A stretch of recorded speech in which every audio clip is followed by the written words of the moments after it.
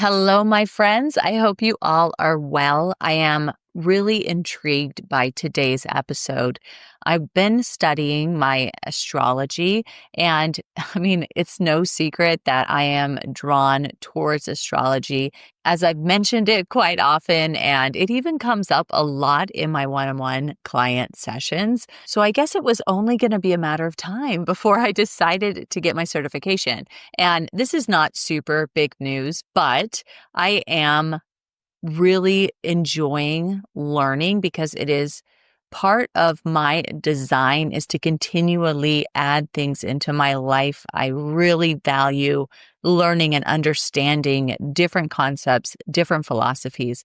I am very much Christian, and I believe that the stars were given to us by God, and we are all designed in a certain way. I believe we have free agency, but that we have certain obstacles or certain things we get to overcome in this life.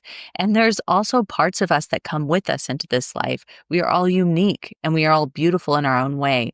And so because of all of this, I have came to this point where I really wanted to explore this planet Neptune. And I'll tell you why in a minute. But first, if you are new here, my name is Aubrey Barr. I am a subconscious release technique coach. I'm also a Reiki master. I am a photographer, and I love to create and I love to be able to share messages with other creatives because I feel like we need and we crave a community and a space for us to really explore all of the different things going on. And honestly, sometimes this journey gets lonely, right? Sometimes we feel like we're the only ones working in this business. We're the only ones doing this thing. And there's no one to shoot these ideas off of. And there's nobody that really relates to being an artist and trying to run a business. And that's why I love this podcast. And I love being able to offer it to all of you for free. And I hope it's a space for you to come and learn and feel like you're being heard. So continuing on, I was in my studies talking to my coach, and the topic of Neptune was brought up. Now, if you know anything about traditional astrology, there was a lot of planets that we didn't know about. And so as they were discovered, it signified a new turn in our world, in our culture, in our technology, and so forth. Neptune, in particular, was discovered back in 1846. And this was right about the same time that photography was taking off. So Neptune rules the dreams, it rules illusions and artistic vision, and it makes sense that photography, which captures light and illusion and has all sorts of mystery to it, became a major artistic advancement and a technological advancement, right? So I just thought this was a really cool connection between how we relate to creativity, how we see our art, and how we put that out in the world based on where Neptune was when we were born. And so Neptune has a 14-year cycle. And so you don't need access to your birth chart to understand where you're at. In this episode especially, we're just going to go by year, and a couple of the years overlap because there was a little bit of a retrograde. So if you are at the very beginning or the end of the years that I call out in that section, you might want to pull up your birth chart and just make sure that you're listening to the right one. Oh, and one more thing, just because photography is the main topic of today, please don't turn away because you don't do photography. If you're an artist in general, there's a huge connection with Neptune to connection to film, music, poetry.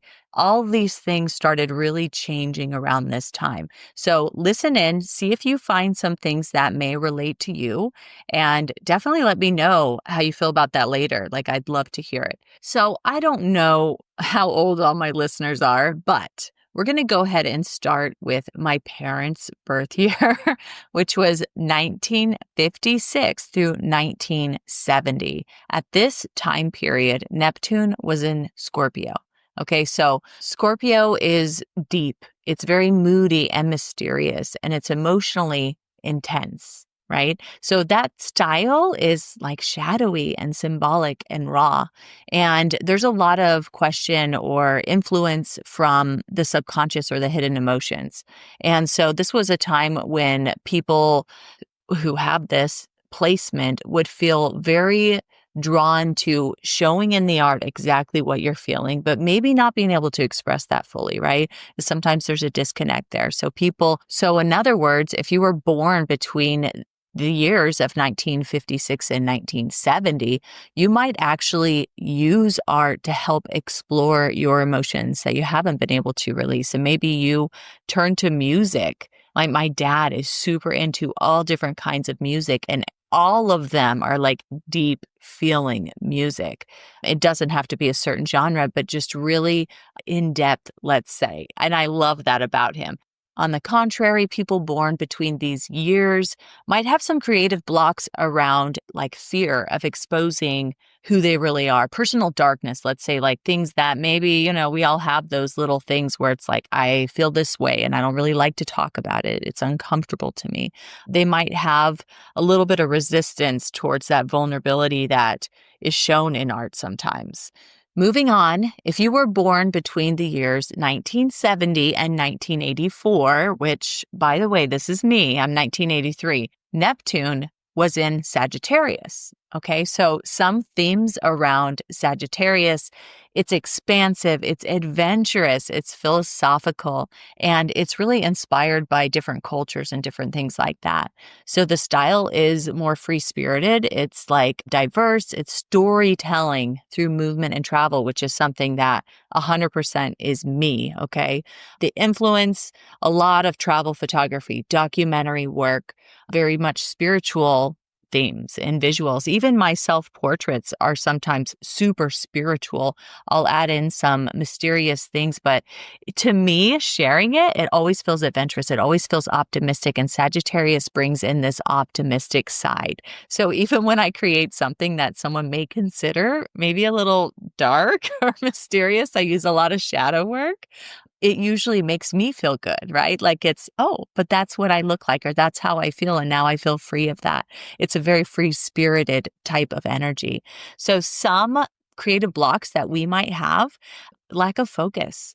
That comes up a lot. We chase the next big idea, and there's a lot of chasing of, oh my gosh, did you try it this way? I've seen it done this way. Let me try that. And that's a great way to be adventurous and explore more.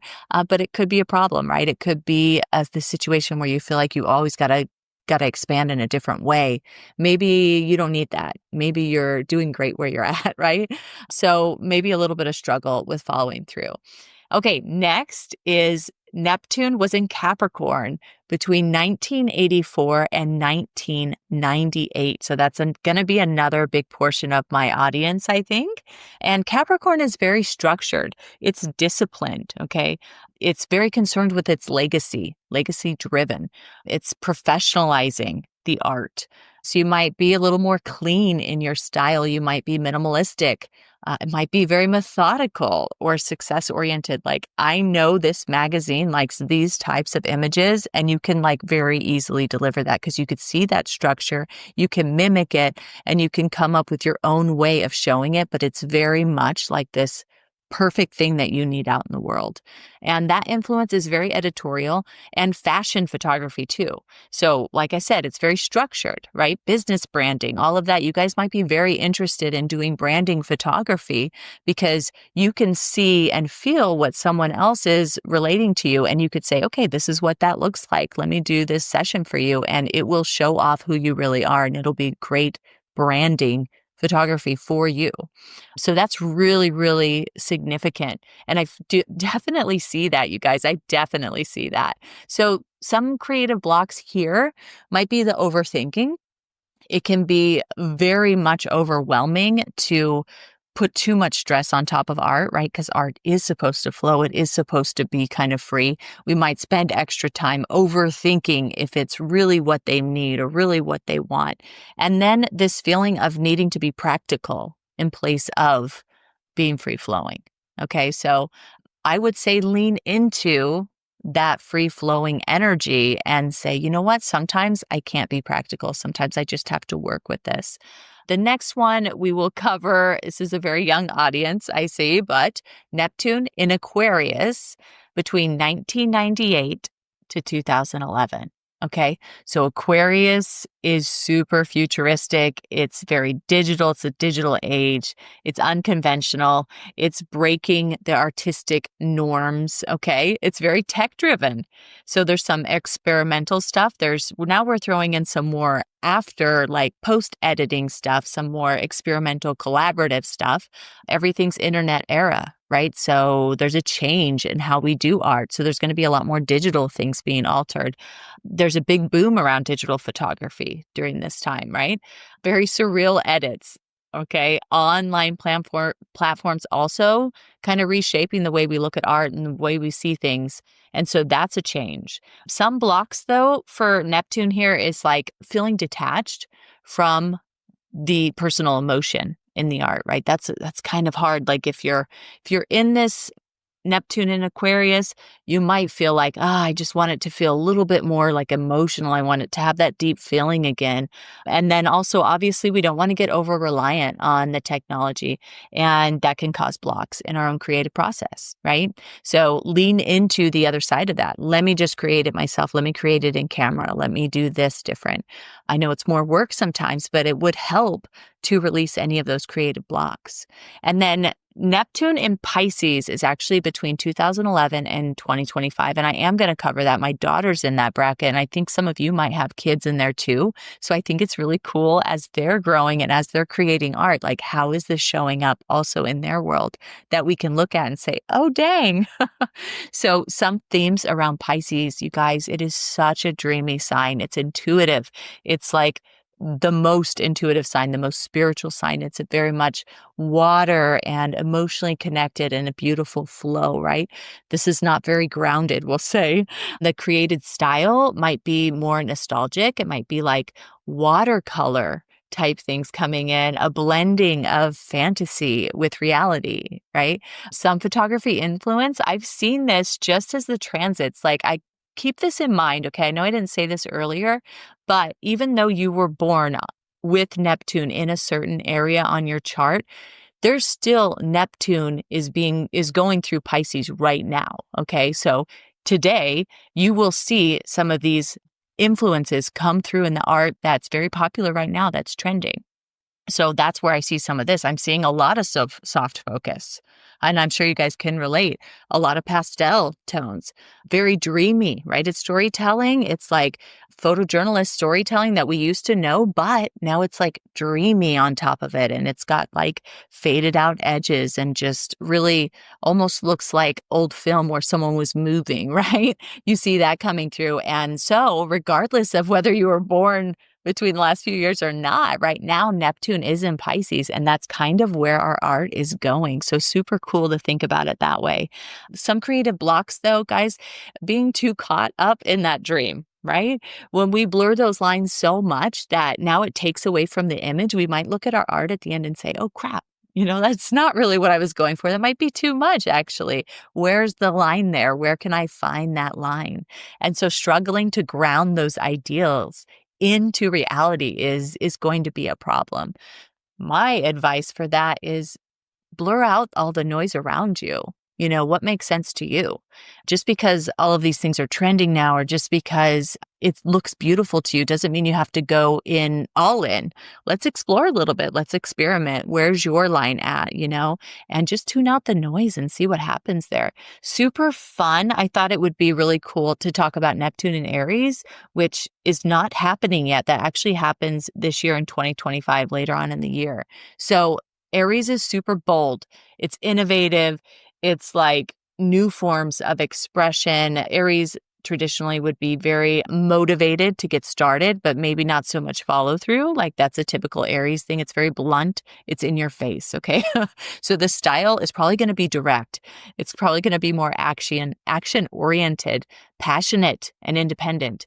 Some influence, we might see some more dynamic, like high energy shots, some action-based photography, really flowing into that line between video and film. And like, is that a video or is that the picture, because they're so action-oriented. So we might see more of that happening. How to use this in your creative process as you move forward throughout this year. Look at your Neptune sign, or, go by the date that I listed. But for sure, if you can put your information into a birth chart, it'll tell you if that is completely correct. Because, like I said, there's some people in 2011, right, that might still be in the previous Aquarius, while some might be in Pisces. So there is kind of a little bit of information you can do to dig into it a little bit more for you. But look at it. See what makes sense to you and re-listen to this and say, that actually does make sense, or this part's a little different. Now, keep in mind that your birth chart is uniquely you, okay? So even though there might be this influence coming in, it doesn't mean this is 100% what you've known. This is probably just what comes more easy to you. For me, doing storytelling, doing more of the documentary work, that is so easy for me, okay? And I'm not bragging, but my Neptune is in Sagittarius, was born in 1983, but the other thing I have is it's in my fourth house, which is very home and family, and I do birth photography. I do other photography, but I'm very much into the birth photography, which is more documentary in the moment than you could possibly imagine, right? We're not telling someone to move for better light in birth photography. We're just taking the picture the way it is. And so I see me being drawn to that as that energy of like, hey, this is how you want to express yourself. You want to show people from this view. And I think that's amazing. But yes, you would need to dig in a little bit more to your chart to see specifically where that's calling you. And I'd be very interested to hear if you guys love this episode or love this idea of looking into it yourself, let me know and we'll cover more things. I think it's fun. Maybe we'll cover Neptune in each of the houses because that would also relate to you and your photography and how you show up as an artist. So really just kind of incredible information. I know a lot of you are interested in this topic. And I honestly, even though I'm still a student of astrology and I'm definitely in this creative space, this creative world, I've not really seen much out there about Neptune and how that would relate to your art. So I'm having fun just kind of digging into it. Maybe someone else has come up with things like this. I don't know. I haven't seen it. I haven't heard it, but it's really fun for me. So I hope that this was inspiring to you or maybe help you understand more about the influences that come into our lives and into our worlds in general, even as a social experiment, as we all are. Use this knowledge to fuel your inspiration and use it, if you can, to overcome any creative hurdles that you've had along this journey, because it is just kind of that cool. It's just an amazing opportunity to look at something like this, just completely different from what you're used to. In the show notes, I will put a link for you to just pull up your birth chart if you have an opportunity to do that. It may be beneficial to you. Who knows? You might find it interesting to really look at that and explore that more. And I'll also leave a link. I'm doing a astrology reading. I'm only offering it to 10 people and I just sent it out an email. Already had 4 of them booked. But I'm doing a super low price point astrology reading. So when this comes out, see if you can snag one of those because I am in the process of just practicing this more and I'd love to see more creatives and see how that's showing up in their chart so I could do even more of these kinds of episodes where you guys will have those tools to help you understand better what's going on in your world and to inspire you because I love that aspect of having this space, being able to inspire each other. I hope you guys have a beautiful day. If you found this episode useful, if you loved it, let me know.